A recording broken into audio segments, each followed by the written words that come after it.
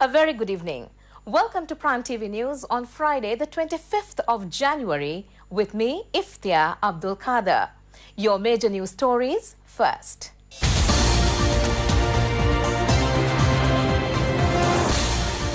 President has referred to in Singapore about shortcomings in the free trade agreement. Prime Minister instructs the Agricultural Minister to apprise him weekly of the Sena caterpillar. Estate workers' wage issue ends. Satosa outlets will be increased to provide essential items at relief rates. And on news overseas, India launches world's lightest satellite into space.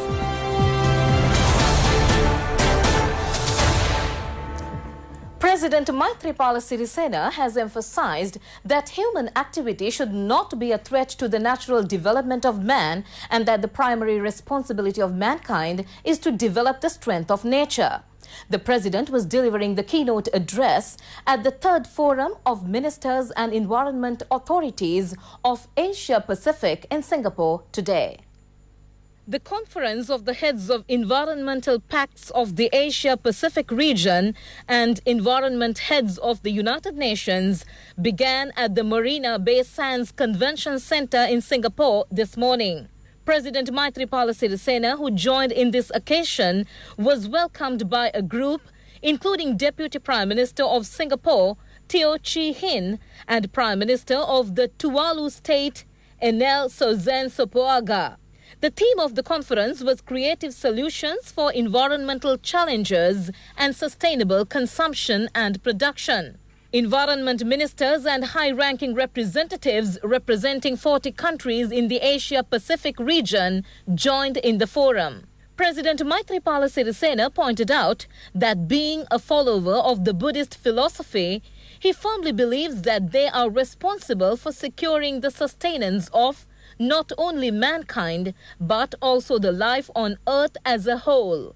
In his speech, the president clarified the measures adopted for environmental conservation and food security in Sri Lanka, which has a proud agricultural civilization. In the meantime, President Maithripala Sirisena, during his two-day official tour of Singapore, met the Singaporean Prime Minister Lee Hsien Loong this afternoon. Their discussions centered on further upgrading the ties in trade, tourism and industrial sectors. During the discussion on the Sri Lanka-Singapore Free Trade Agreement, the president said that several shortcomings had been committed from the Sri Lanka side. The president said that it is hoped to effect several amendments necessary to the agreement. The president pointed out the need to take action in this respect in the future. Many Sri Lankans are working in various fields in Singapore, and the president thanked the Singaporean Prime Minister on the cooperation extended by the Singaporean government on behalf of the welfare of the Sri Lankan students studying in that country. Meanwhile, the president also had discussions with Slim Kiesler, the Environment Minister of Estonia and Chairman of the 4th Sessions of the United Nations Environment Committee. The president has also received an invitation to participate as a special guest at the United Nations Environment Sessions to be held in March this year. The Minister of Agriculture has been instructed to apprise the Prime Minister with respect to controlling the Sena caterpillar and the granting of compensation on behalf of the damaged cultivations.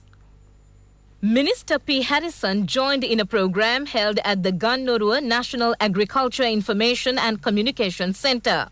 During this program, the minister instructed the officials to expedite the payment of compensation to farmers whose cultivations had been damaged. The minister announced that the Prime Minister has instructed the Finance Ministry to expedite the allocation of funds to take necessary action to control the Sena caterpillar. The minister further said that the Prime Minister has given instructions to apprise him weekly in writing the progress on the payment of compensation to farmers. Meanwhile, the Sena caterpillar has also been recovered from a cultivation in the Tibbatuava area at Nakandala in Ahaliyagoda. The caterpillar has damaged many crops, including Gotukola, Mukunuwanna and Kankun. This particular caterpillar has also been recovered from a maize cultivation in the Yakudagoda area in Ahaliyagoda. Non-Cabinet Minister Ravindra Samaravira has said that the wages issue of the estate workers had been solved. He said that this decision was reached after a discussion held with the Estate Employers Association and the trade unions. Still on local news, the Ministry of Education has amended the Sri Lanka Teacher Services Minute in order to resolve a large number of unresolved problems faced by many teachers. The aim of this move is to expedite measures to provide an effective and quality service from the teachers to the school system in Sri Lanka by strengthening the learning and teaching process and by empowering the teachers to provide their service with job satisfaction. As a result, the Ministry of Education has been able to implement the amended bill in a very short period of time. The ministry said that accordingly 16 points of the Act have been amended and the amended draft bill in all 3 languages has been directed to the Public Services Commission for approval. Minister Ravi Karunanayake has referred to plans to formulate a new policy in the future with respect to the electricity field. The minister made this reference at a discussion held at the Ministry of Power, Energy and Business Development. A discussion with Mini Solar Power Industrial and Suppliers Association and the Sunithya Energy Authority was held under the patronage of Minister Ravi Karunanayake. Discussions centered on the problems encountered by the Mini Solar Power Industrial and Suppliers in the acquisition of land, in the retention of solar power, seeking approval in the launch of power generating projects and securing loan facilities.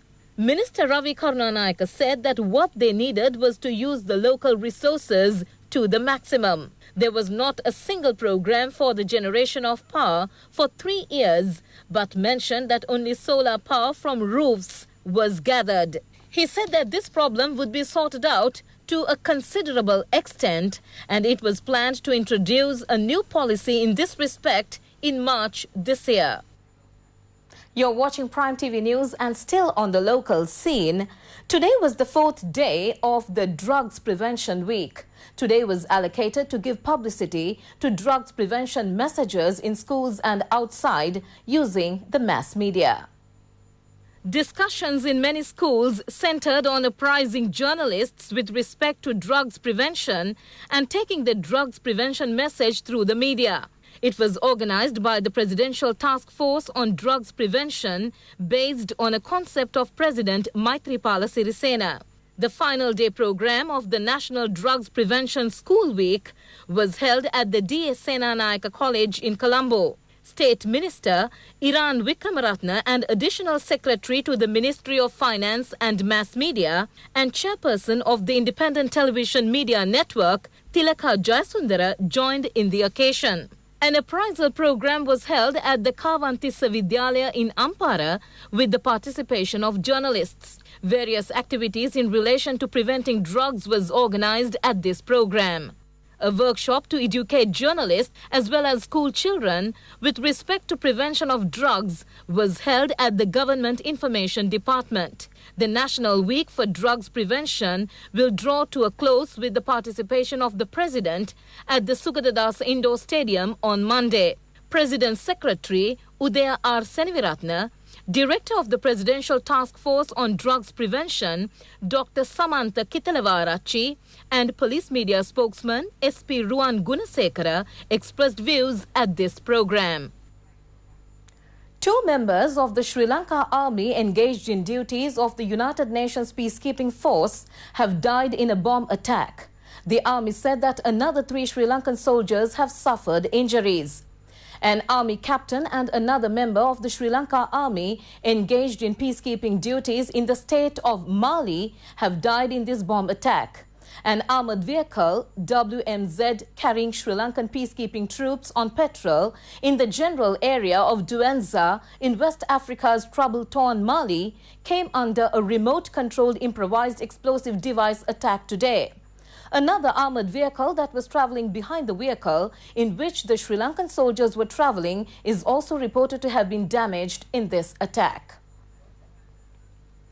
A witness in the case against 7 defendants, including former Defence Secretary Gotabaya Rajapaksa, alleged for misusing a sum of 33.9 million rupees of state funds in the construction of the D.A. Rajapaksa Memorial Museum, was strictly warned by the Permanent High Court at Bar. Asela Iddavela, chairman of the Geological and Mines Bureau, a prosecution witness, was strictly warned in this manner.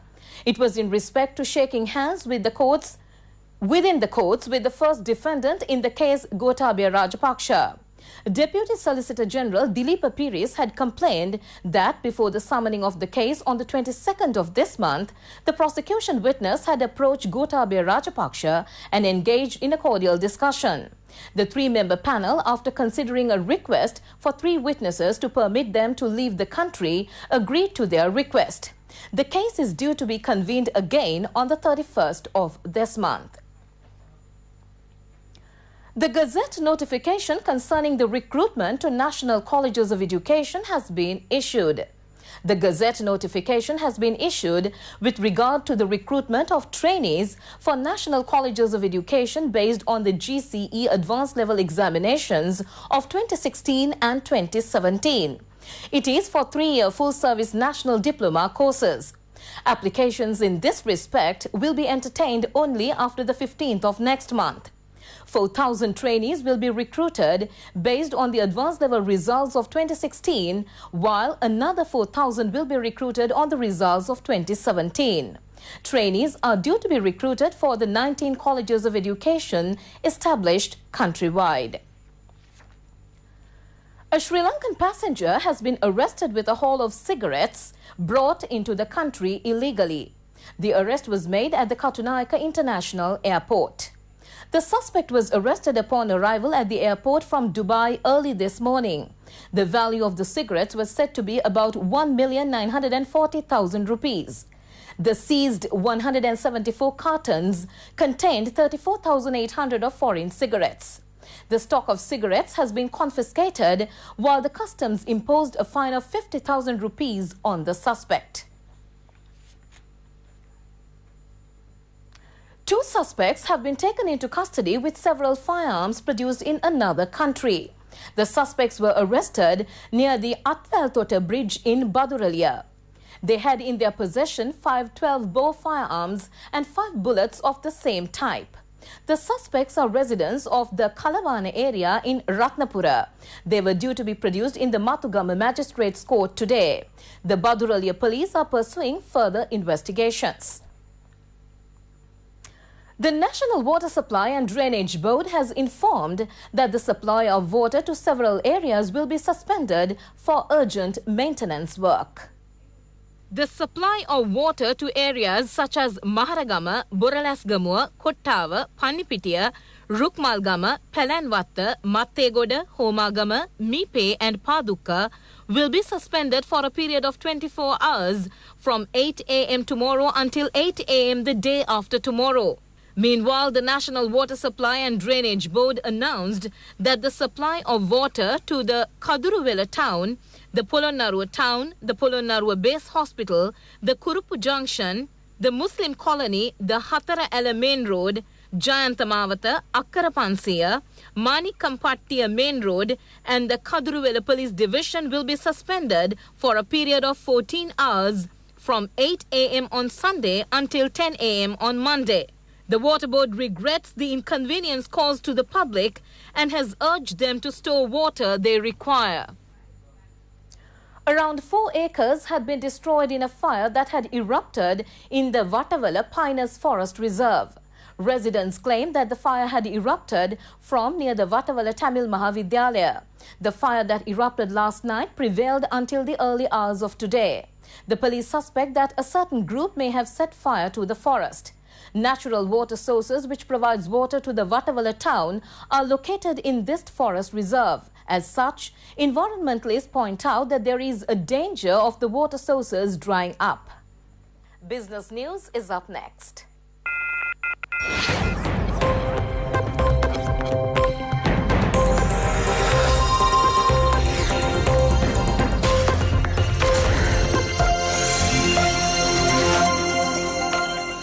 Paddy yield has increased by 10% for the Maha season due to good rainfall in the last few months of last year, raising yields to 3 million metric tons of paddy production. Paddy Marketing Board Deputy General Manager Saman Palitha Bandara told that high rainfall in the Maha season has resulted in an increase in the production, and thus a provision of 6.1 billion rupees has been allocated to purchase paddy in the Maha season from paddy farmers this year.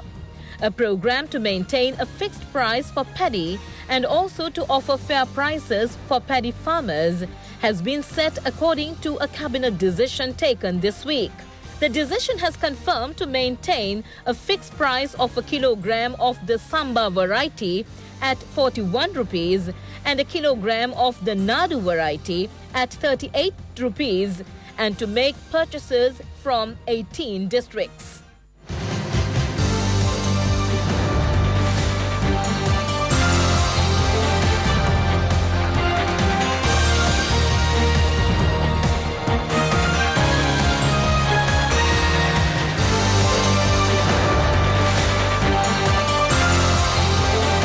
For more information, visit www.itnnews.lk. Thanks for joining us. Bye-bye.